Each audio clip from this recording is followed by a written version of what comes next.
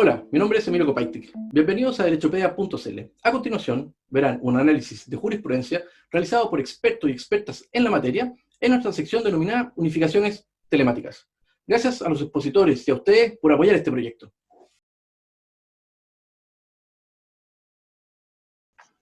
Ahora. Un gusto saludarlos a todas y a todos. Quiero partir agradeciendo a Emilio Kopaitik y a Derechopedia por esta notable iniciativa de unificaciones telemáticas. Sin más, vamos a partir de manera inmediata con un fallo de unificación de jurisprudencia, que es el 16.323 del año 2019, de fecha 7 de febrero del 2020. Para el efecto tengo un TPT que vamos a compartir. Muy bien, ahora les voy a mostrar el TPT de unificación del fallo 16.323 del año 2019 de la Corte Suprema. Los fundamentos de la unificación son la excepción de incompetencia rechazada por el Tribunal de Única Instancia en la causa iniciada ante el Juzgado de Letras del EU, carátula Álvarez con Ministerio del Interior, rol O10 del 2018. Materia de juicio, despido injustificado, nulidad de despido y cobro de prestaciones de un trabajador sujeto a un contrato de honorarios. Los fundamentos de la demanda, se fundamenta esta demanda básicamente en el artículo 7 y 8 del Código del Trabajo. Además, en su libelo pretensor establece el principio de supremacía de la realidad, y hacen argumento al profesor Américo Pla Rodríguez, y que establece una máxima bastante significativa para el procedimiento que más adelante vamos a ir reflejando. La realidad refleja necesariamente la verdad. La documentación puede reflejar la verdad, pero también puede reflejar la ficción dirigida a disimular o esconder la verdad con el objeto de eludir el cumplimiento de las obligaciones legales o de obtener un provecho ilícito. Importante porque frente a este contrato de honorarios se esconde una laboralidad. Además se hace referencia al vínculo de subordinación y dependencia, que alude al poder de mando del empleador, reflejado principalmente en los aspectos de las facultades de impartir instrucciones al trabajador, la prerrogativa de organizar y dirigir sus labores, fijación de horarios, cumplimiento de órdenes, etc. El demandado es representado por el Fisco de Chile. El Consejo de Defensa del Estado, en su contestación, se basa fundamentalmente en establecer la naturaleza de los servicios prestados por el trabajador, y hace hincapié de manera inmediata que le son aplicables las normas del derecho administrativo y las normas del Código Civil. El demandado hace una negación completa de los hechos en que se funda la demanda, transversalmente. Para el efecto del presente análisis, el demandado interpone la excepción de incompetencia absoluta del Tribunal Laboral. Fundamento de esta inexistencia del vínculo laboral se encuentra consagrado en el inciso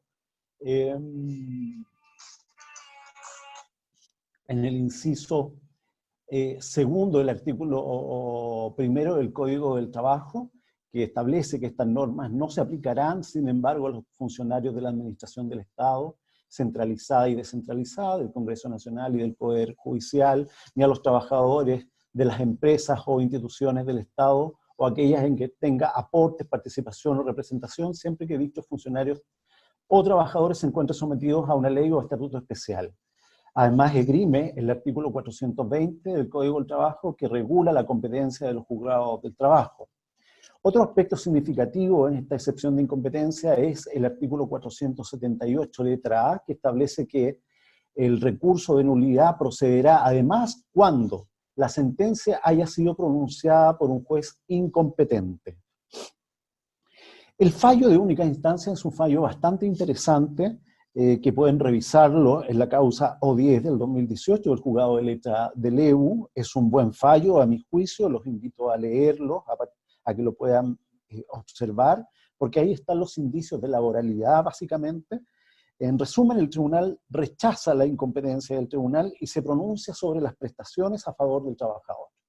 El fisco interpone un recurso de nulidad basado básicamente en la causal de nulidad que se invoca, es la causal de incompetencia absoluta del tribunal que dictó la sentencia, la sentencia.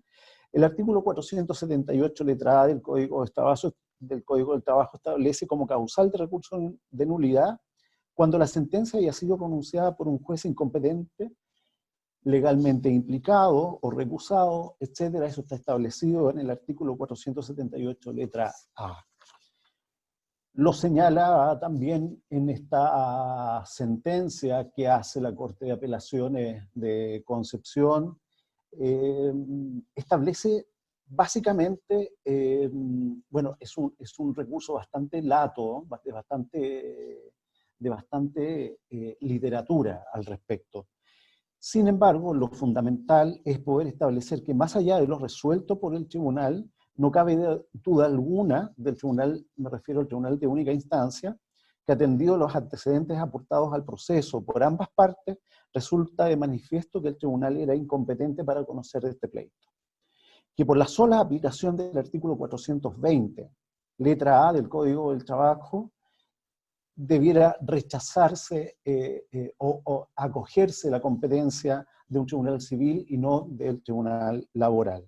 En lo concreto, la contratación del demandante se ciñó expresamente y taxativamente a las prescripciones de la Ley de Bases de la Administración del Estado, en su artículo 15, que prescribe que el personal de la Administración del Estado se rige por las normas estatutarias que establece la ley, en las cuales se regula el ingreso, los deberes y derechos y responsabilidades administrativas y la cesación de las funciones. Es decir, que el precepto corresponde a aquellas contenidas al estatuto administrativo.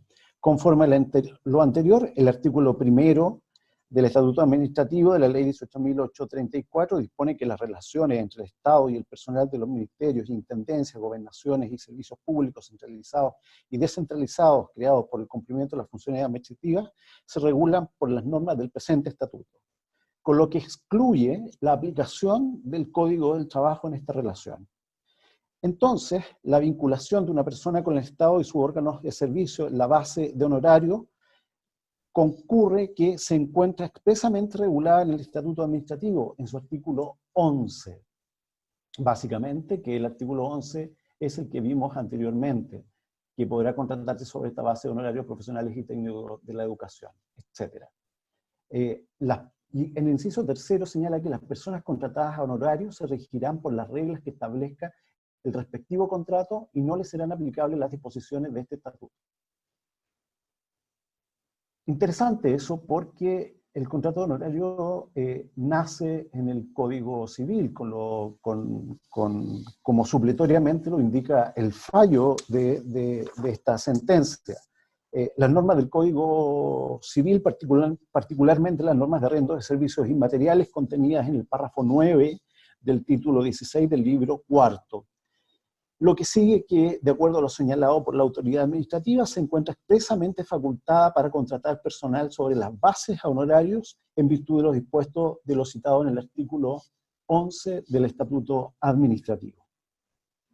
Es así como el Fisco de Chile, de alguna manera, rechaza fundamentalmente, estima que el contrato honorario se ajusta a lo dispuesto en el artículo 15 de la Ley de Bases de la Administración del Estado, el artículo 11 del Estatuto Administrativo, de modo que tal rige las disposiciones del convenio suscrito entre las partes y supletoriamente las normas del Código Civil. Específicamente lo relativo al arriendo de servicios inmateriales, como lo expresé anteriormente, situación que a su juicio guarda concordancia con lo que se ha dispuesto en el artículo 1, inciso 2, el 420 del Código del Trabajo, sostiene que el juez debe tener en consideración que el contrato de la demandante se rige por normas y principios del derecho público.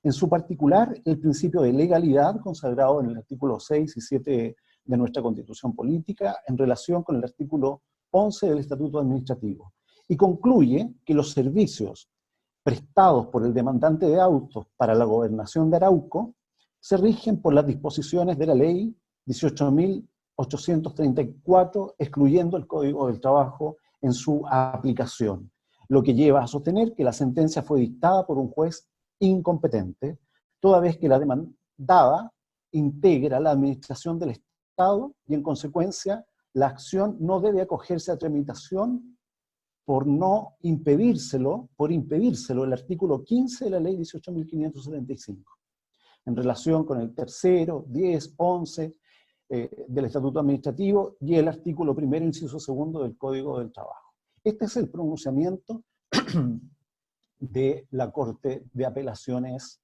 de Concepción. Posteriormente,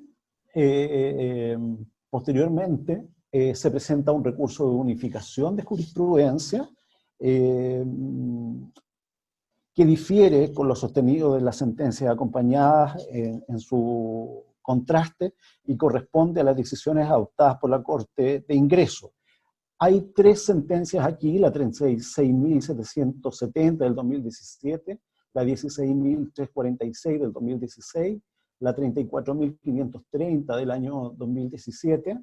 En síntesis, estos recursos han sido fallados y acogidos bajo la premisa de que quienes son contratados por un órgano del Estado honorario podrán quedar sujetos a las normas del Código del Trabajo, en la medida que la vinculación reúna en los hechos las características propias de una relación laboral de conformidad al artículo 7 y 8 de nuestro Código Laboral. En consecuencia, la Corte Suprema acoge el recurso de unificación de jurisprudencia habida en consideración y la reiterada interpretación en este orden que ha existido. Señala entonces que el tribunal de base, el tribunal de única instancia, es competente para conocer la demanda interpuesta. El fallo es bastante simple porque el fallo inicial de la causa O10 del 2018 es bastante sustentado en los indicios de laboralidad que debe tener un trabajador a honorarios. Es decir, se trata de un funcionario que cumplía horario, tenía derecho a vacaciones, tenía derecho incluso a goce de remuneración, que es para los funcionarios públicos. Se le aplicaba también la posibilidad de tener licencias médicas eventualmente. Entonces estamos frente a un indicio de laboralidad bastante firme, por decirlo de alguna manera. El fallo de unificación analiza, la Corte Suprema estima que del todo rechazar el recurso de nulidad, ya que según el análisis de esta, todas se incardinan en el correcto caso del fallo, que atendido los puestos se debe concluir que corresponde rechazar el recurso de nulidad, en la cual se fundó la causal contemplada del artículo 478 letra A del Código del Trabajo, y anularla atendido a que el tribunal de base es competente para conocer la demanda que se interpuso.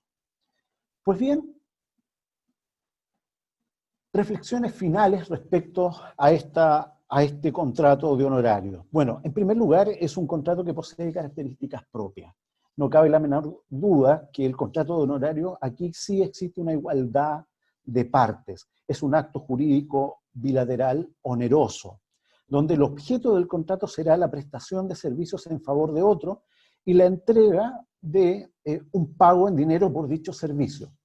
Pero dichos servicios deben ser considerados en una igualdad contractual, la prestación de los servicios y el pago de los honorarios.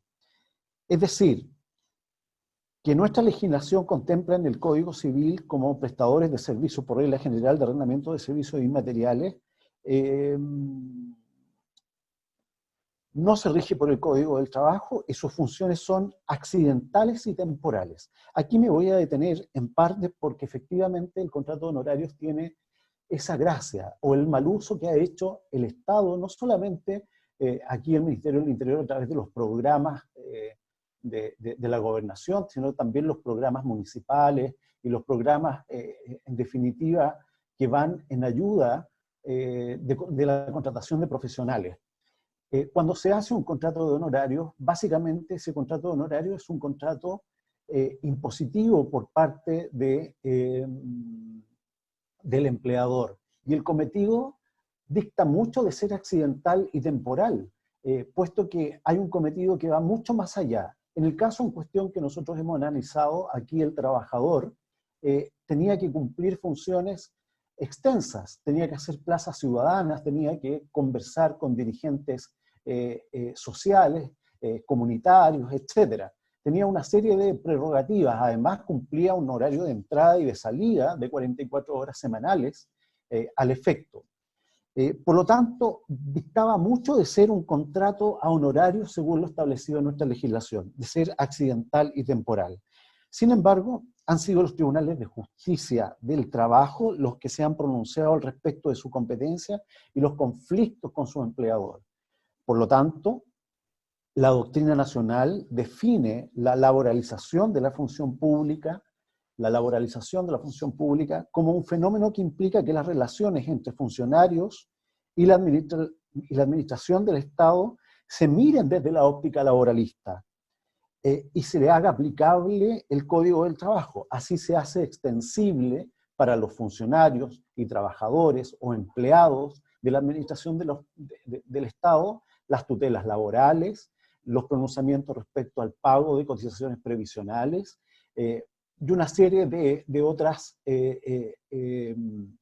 seguridades sociales que existen, que están reguladas en nuestro Código del Trabajo y no así reguladas en nuestro Estatuto Administrativo. No voy a entrar a canalizar cuáles son los funcionarios de planta, contrata, honorarios, porque tienen un régimen muy distinto al que nosotros estamos planteando y además tienen otras garantías muy distintas también a las establecidas en el Código del Trabajo. Sin embargo, este indicio de laboralidad, tratándose de un contrato de honorarios, fundamentalmente pasa por esta falta de regulación y el mal uso que se le ha hecho, o el daño que se le ha hecho, fíjense ustedes, a muchos chilenos al tener que firmar este tipo de contrato, esta modalidad contractual, donde se deja en la indefensión a un trabajador. Hemos tenido algunas modificaciones legislativas respecto a que los trabajadores a honorarios tengan que pagar sus imposiciones. Ahora el año 2019 entró en rigor, 2020 paulatinamente, y ya se está haciendo común para todos los trabajadores a honorarios. Pero hay que recordar que el contrato honorario tiene su esencia en que sus funciones son accidentales y temporales, y no son miradas desde el punto de vista de la subordinación y dependencia que tiene el contrato del trabajo. Por lo tanto, este fenómeno implica que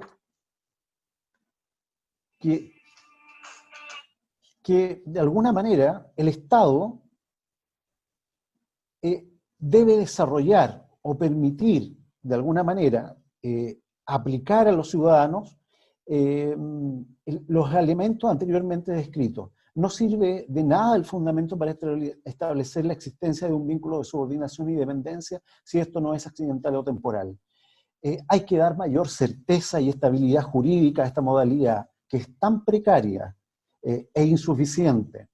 Con lo cual, ya lo dije anteriormente, se le ha hecho un daño profundo e irreparable a muchos ciudadanos. Es importante aquí, cuando ya hay indicios de laboralidad o indicios respecto a que las unificaciones tendientes a que los contratos de honorarios sí pueden ser homologados al contrato de trabajo, es importante que de alguna manera exista algún tipo de reforma legislativa al respecto.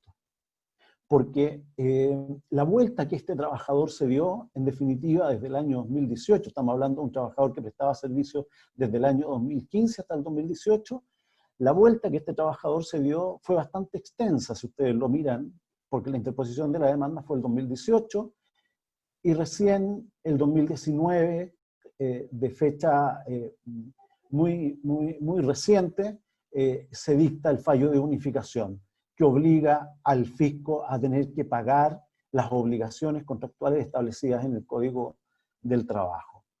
Bueno, sin más, de eso se trata esta unificación de jurisprudencia. El fallo está a disposición en la Corte, ya les expliqué que el fallo es el 16.323 del 2019, así es que muchas gracias por esta posibilidad. agradecer a Derechopedia, a Emilio Copaitis, lo reitero, y espero que sea de utilidad para todos el tener que reflexionar respecto a un contrato tan desigual versus a un contrato de trabajo. Así es que, muchas gracias.